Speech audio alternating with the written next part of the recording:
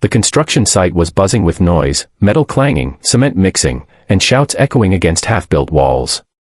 Amid the chaos, one man stood apart, dressed in an immaculate navy suit, his polished shoes glaringly out of place in the dusty surroundings. His name was Richard Halden, a millionaire developer known across the city for turning barren land into glass towers that scraped the clouds. But that day, as the sun beat down on concrete and steel, Richard's confident stride faltered. His sharp eyes fixed on something, or rather, someone, that made the world around him blur and fade away. There, kneeling on the ground, covered in dust, struggling to lift a bag of cement heavier than she looked capable of carrying, was a young woman. Her long black hair had come loose from a bun, and sweat rolled down her temple. But it wasn't her struggle that froze Richard where he stood, it was her face. For a fleeting, impossible second, he thought he was seeing her. The daughter he had lost 7 years ago in a car crash that had shattered his world. If you believe in kindness, second chances, and the quiet miracles that still exist in this world, take a moment to like, comment, share, and subscribe to Kindness Corner, because sometimes, stories like this remind us that love never truly leaves. Richard's chest tightened as he watched the worker struggle to balance the load. Every movement, every glance, it mirrored his daughter, Ilara. The same determined expression, the same small scar near her eyebrow. He blinked hard, trying to steady his breath. It couldn't be her. He had buried that part of his heart years ago, under layers of work and wealth. Yet something deep within him whispered otherwise. As the foreman barked orders, the young woman, her name tag read Mira, pushed herself up with trembling arms. Her safety vest was torn at the edge, her gloves worn out, and yet, she kept going. Richard felt a rush of guilt that someone so young had to endure so much. His own daughter had grown up in comfort, shielded from hardship, her laughter echoing through marble halls. He remembered her chasing him through their rose garden, her small hands covered in paint as she showed him her masterpieces. The ache in his chest returned like an old wound reopening. Over the next few days, Richard couldn't stop thinking about Mira.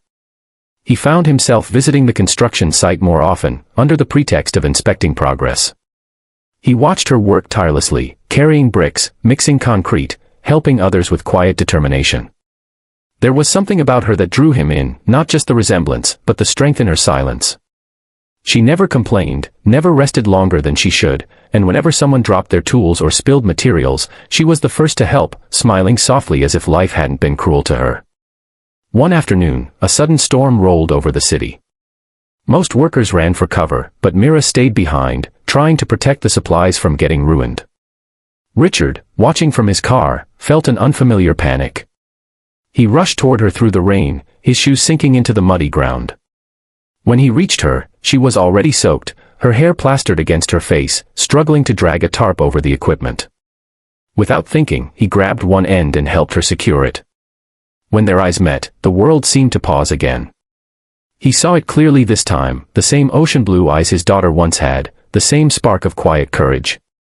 Richard felt tears mix with the rain as memories flooded in. After the storm passed, he followed her to the small shelter where the workers rested. He saw her pull out a crumpled photo from her pocket, stare at it, and tuck it back gently into her bag. Curiosity consumed him. That night, he couldn't sleep.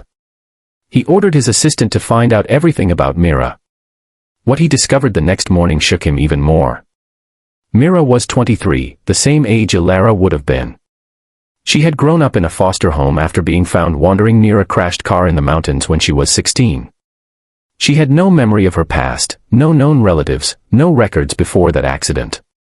Richard's hands trembled as he read those words. Could it be? Could fate really be this cruel or this kind?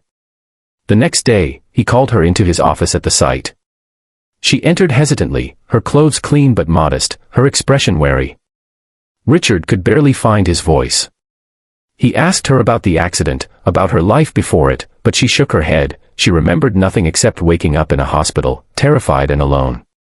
As she spoke, tears welled up in her eyes, and Richard's heart broke all over again. He wanted to reach out, to tell her the truth that was screaming inside him, but fear held him back. What if he was wrong?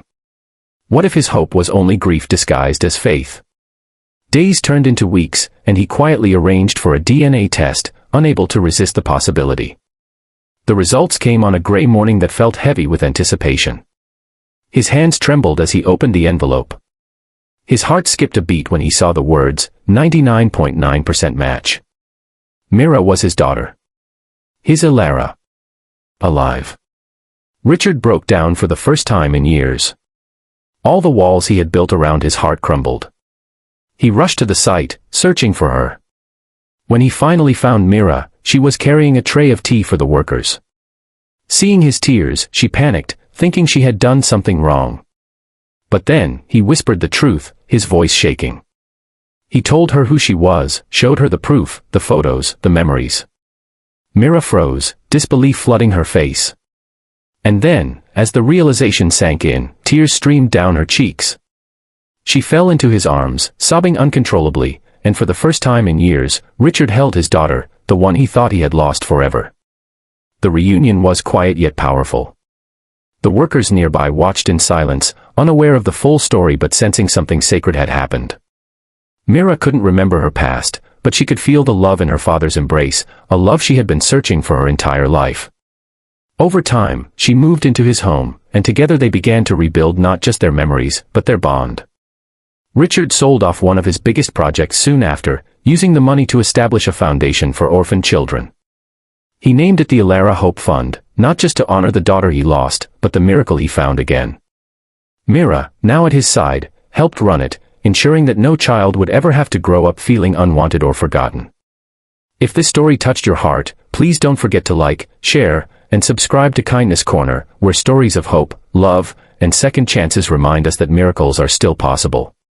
Before you go, tell us in the comments *** what would you do if someone you lost suddenly walked back into your life?